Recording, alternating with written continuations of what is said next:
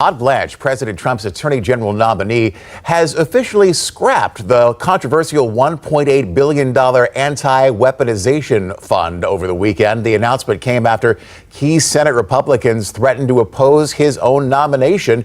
The fund would have compensated paid people who claimed they were unfairly targeted by the federal government, including some tied to the January 6th Capitol riot. Blanche's new order also limits tax protections for the president and his family.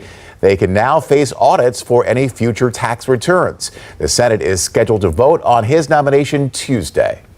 All right, folks, you're locked in with Adam. In a rare twist, Trump's own hand-picked officials shut down two of his priorities within days, not Democrats or judges. The development is a striking sign of internal pushback from within his own administration. In 1 week, Trump loyalist Jeanine Pirro dropped a high-profile case, and Todd Blanche killed a $1.8 billion fund, the latter only after Republican senators threatened his confirmation. Two setbacks from his own handpicked team, revealing that even loyalty has limits when political survival is at stake. The real check on power isn't always dramatic. It's evidence, procedure, and confirmation leverage working through Trump's own team. Two setbacks in 1 week from loyal appointees show that structural governance can assert itself even within a loyalty-first administration. That's a quieter but more telling story than partisan fights. This morning, President Trump's close ally, U.S. Attorney Jeanine Pirro, is on thin ice. Trump slamming Pirro for dropping her case against former Olympian David Hearn, who was charged with vandalizing the newly renovated reflecting pool. The president's so furious, sources say he's privately mused to aides about whether he should fire her. And late yesterday, Pirro spotted at the White House for a meeting with the president. I was disappointed with Jeanine Pirro, really disappointed with Jeanine Pirro. She folded like an umbrella. Hearn was arrested after stopping to check out the damage while on a bike ride, saying he saw a piece of loose paint in the water and reached out and touched it. But on Friday, Pirro dropped the charges, saying documents from the Department of the Interior indicate the damage to the pool was not because of Hearn, but the result of a botched installation, blaming the contractors. Pirro saying had the Interior Department been forthcoming with the information clearly in its possession, the government would not have sought a grand jury indictment. And look, we've actually covered pieces of both of these stories separately before. The Pirro reporter clash and the fund fight during Blanche's confirmation. What we haven't done yet is put them side by side and ask what it means that both happened in practically the same stretch of days, both involving people Trump personally chose for their roles. That's the real story here. The pattern, the coincidence, the convergence of two very different types of institutional checks happening simultaneously within the same administration. So here's what we're covering in this video. We're going to walk through exactly what happened with the reflecting pool case and why Pirro's office had to abandon it. We're going to break down the fight over that $1.8 billion fund and how two senators managed to force Blanche's hand. We're going to connect both stories to a much bigger pattern of turnover and internal friction inside this administration.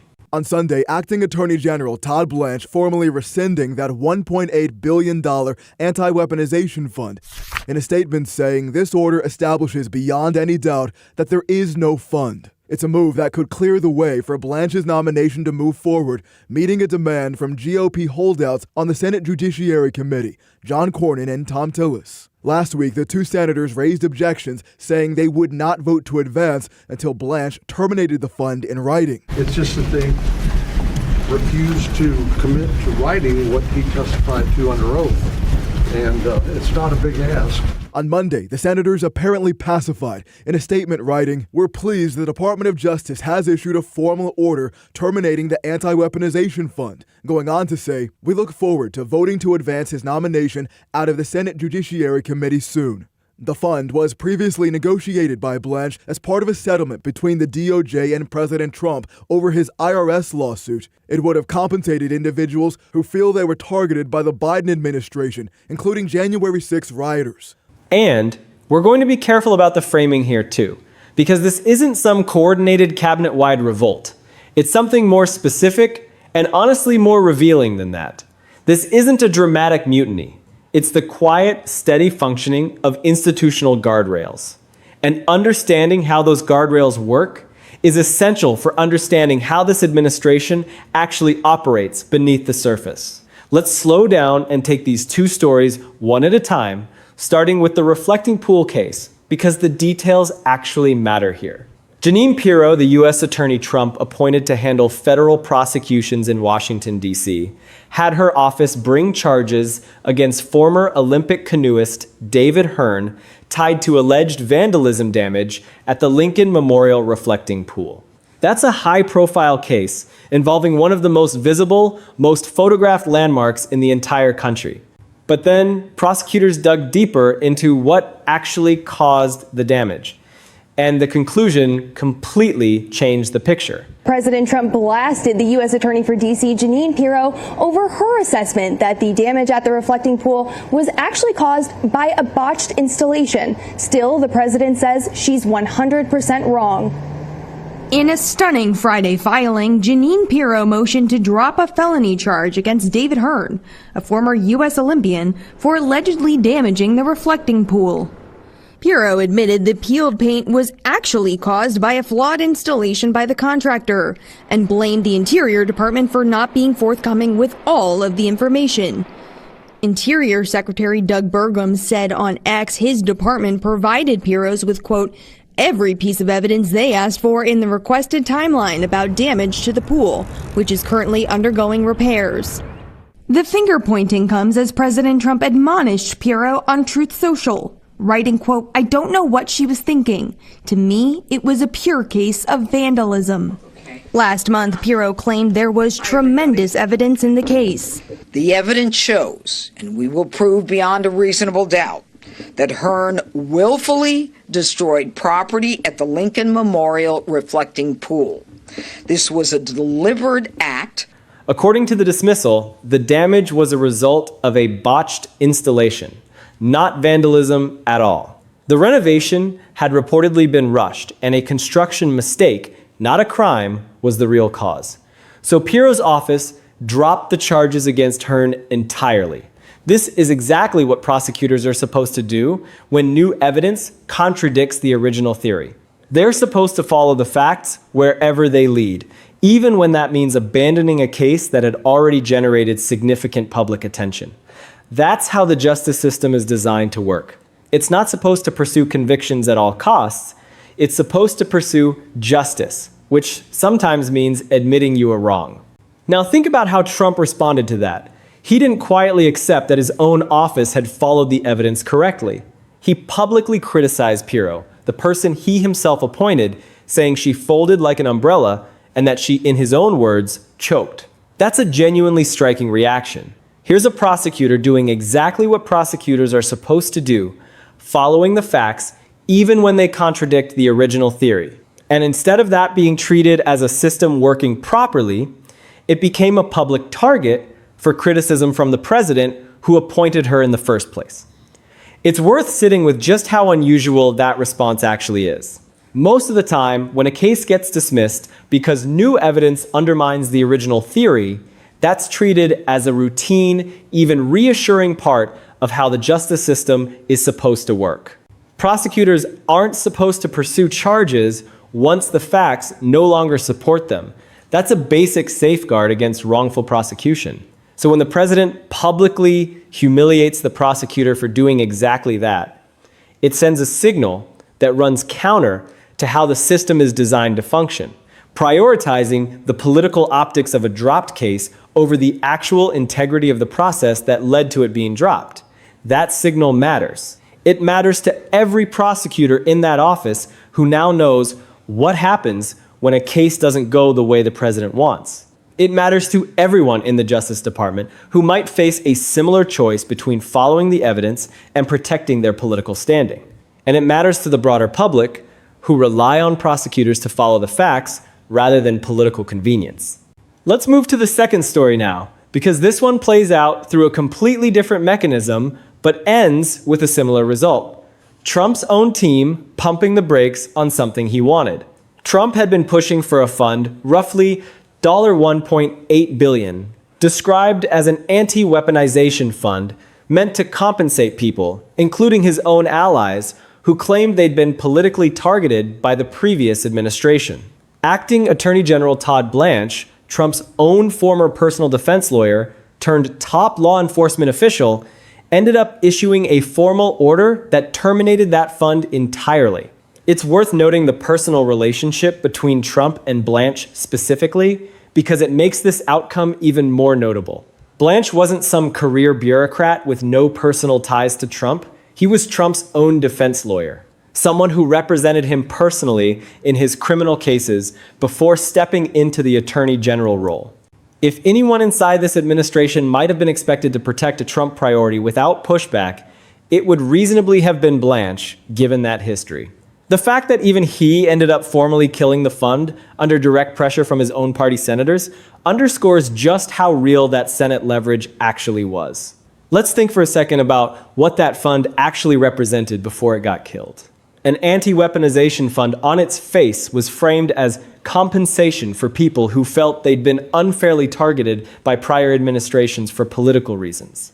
But at a price tag of roughly $1.8 billion funneled specifically toward Trump's own allies, among others, that's an enormous amount of taxpayer money being proposed for a mechanism with obvious potential for political reward dressed up as restitution. That's exactly the kind of proposal that tends to draw scrutiny both from watchdogs and, as it turned out, from members of Trump's own party in the Senate.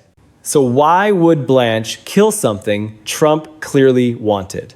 Because Republican Senators John Cornyn and Tom Tillis threatened to hold up his own confirmation to be Attorney General unless the fund got formally rescinded in writing before they let his nomination move forward.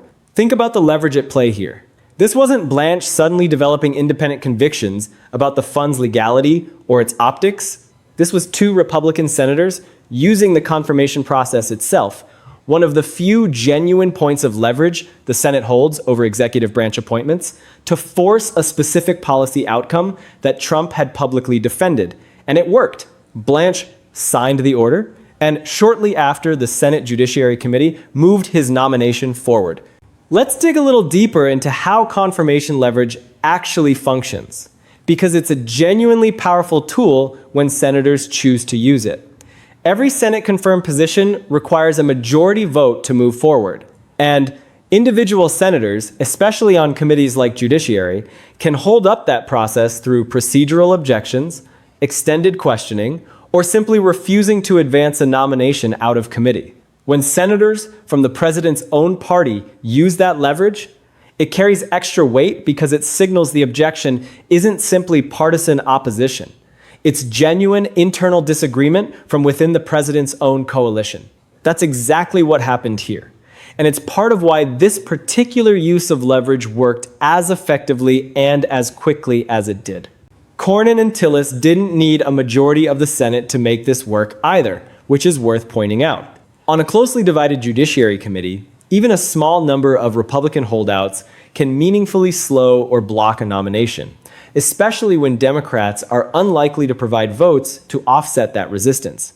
That's exactly the kind of narrow targeted leverage that makes confirmation fights such an effective tool for senators who want to extract a specific concession without needing to build a broad coalition first.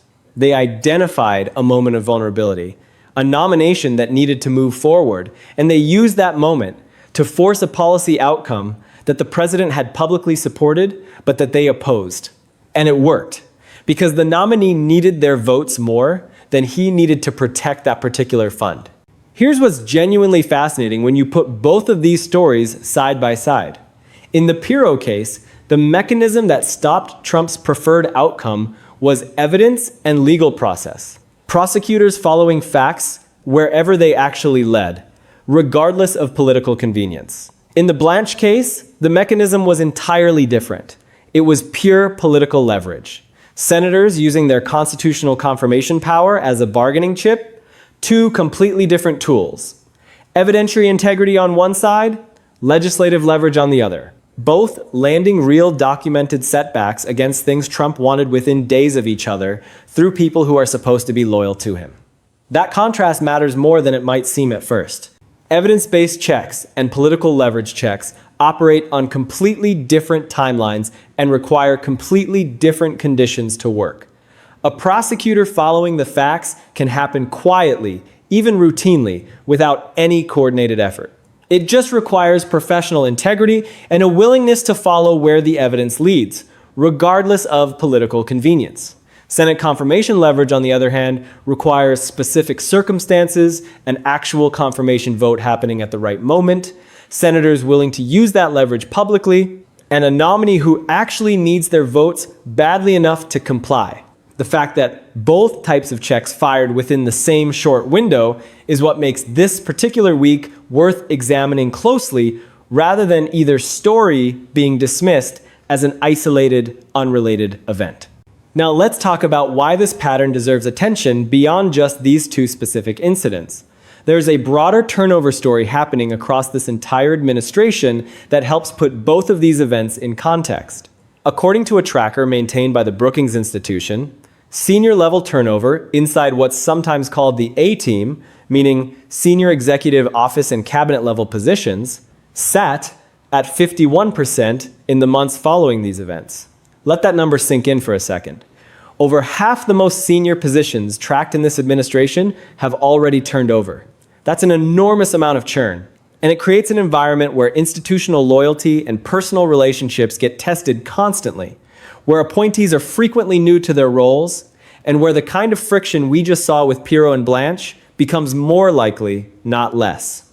It's worth putting that 51% figure into historical perspective too, because turnover this high, this early in a presidential term is genuinely unusual by past standards. Most administrations across both parties tend to see senior turnover accelerate later in a term as burnout sets in or as officials move on to other opportunities after establishing a track record. Seeing turnover at this level relatively early suggests something structurally different happening inside this administration's senior ranks, whether that's driven by unusually high pressure roles, frequent public friction with the president himself, or some combination of both factors working together. When you have that much churn at the top, you naturally have more friction points, more moments where new appointees are still learning the ropes, and more opportunities for institutional guardrails to assert themselves. Let's be really careful and precise about what this story actually is, though, because there's a real temptation to blow this up into something bigger than what's documented. This isn't a cabinet-wide revolt. It isn't proof that Trump's entire administration is falling apart or turning against him.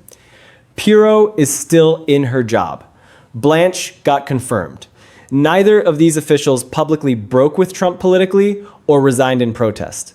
What actually happened is narrower and frankly more interesting than a dramatic mutiny narrative. These are documented examples of institutional guardrails, evidence standards in one case, Senate confirmation leverage in the other, actually functioning the way they're designed to function, even when the people involved are Trump's own loyal appointees.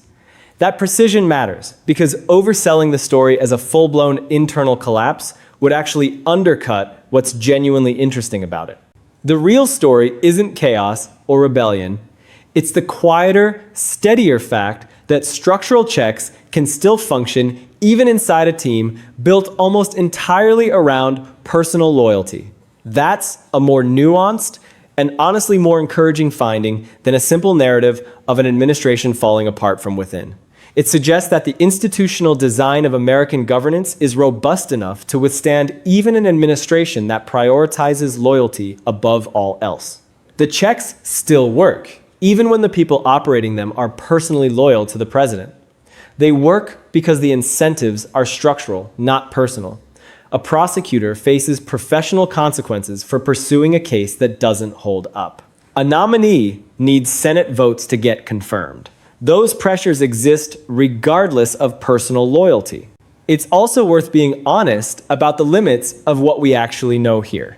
We don't have any direct evidence that either Pirro or Blanche privately harbored resentment toward Trump, or that either of them saw their actions as a form of quiet resistance.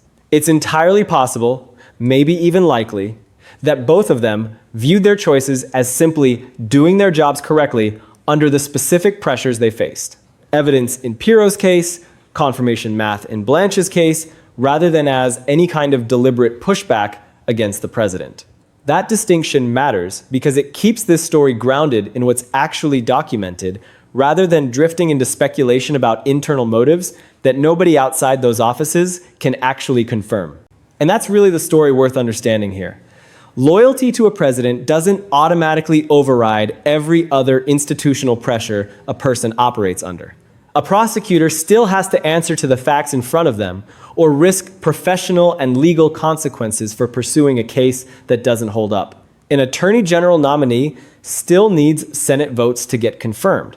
And senators from his own party can use that leverage regardless of personal loyalty to the president who nominated him. Those structural realities don't disappear just because someone is personally aligned with Trump. And these two stories happening within days of each other are a pretty clear illustration of exactly that dynamic playing out in real time. Let's think about what these stories tell us about the limits of presidential power. Even a president who has consolidated an extraordinary amount of authority still operates within a system of checks and balances. Some of those checks are formal, like the Senate's confirmation power. Others are informal, like the professional norms that guide prosecutors to follow the evidence. Both types of checks can function, even when the people involved are personally loyal to the president. They function because the incentives are built into the system itself, not dependent on the personal preferences of any individual. That's a reassuring finding for anyone who worries about the erosion of institutional constraints on executive power. It suggests that those constraints are more resilient than they might appear. But there's also a darker implication here. When a president publicly attacks a prosecutor for following the evidence, as Trump did with Pirro, he's not just criticizing an individual. He's signaling to everyone in that office and every other office in the executive branch that loyalty is more important than professional integrity.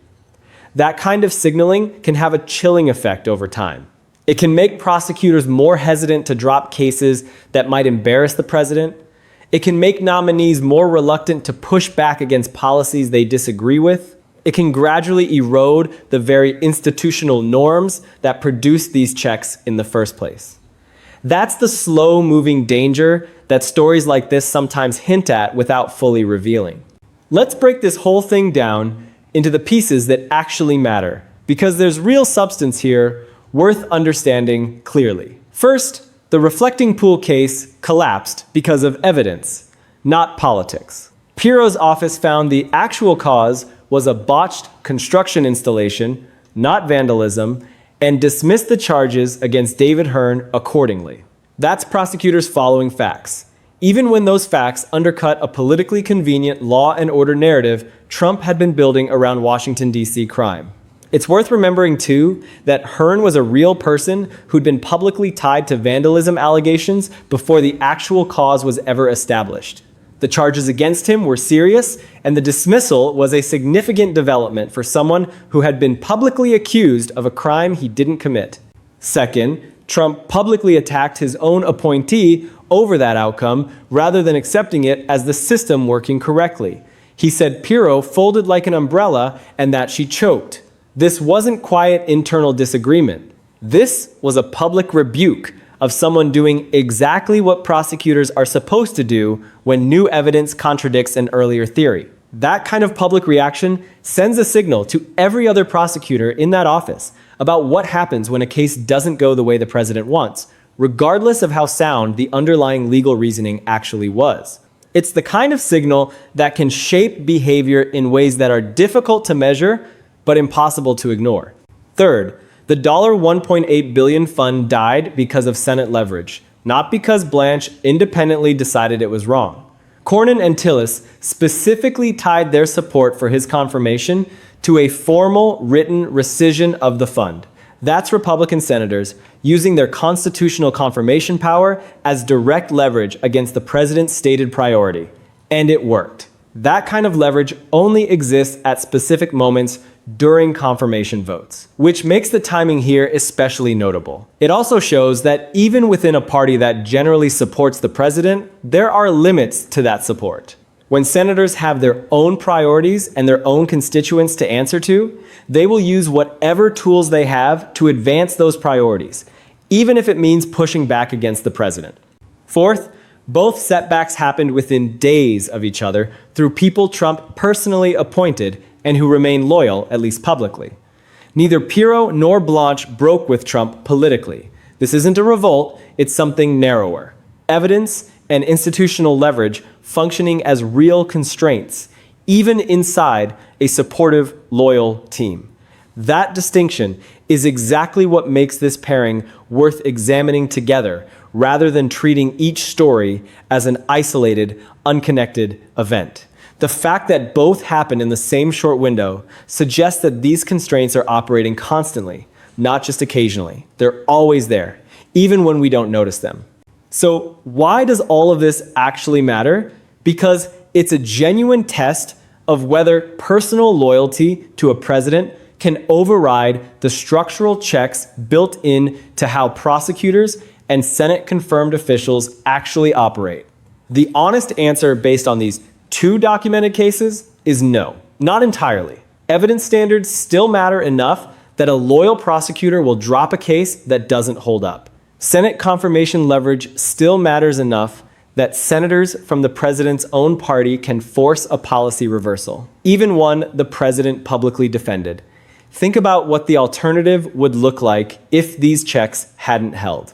If Pirro had kept pursuing the reflecting pool case, despite evidence pointing away from vandalism, that would have meant a wrongful prosecution moving forward purely to protect a political narrative.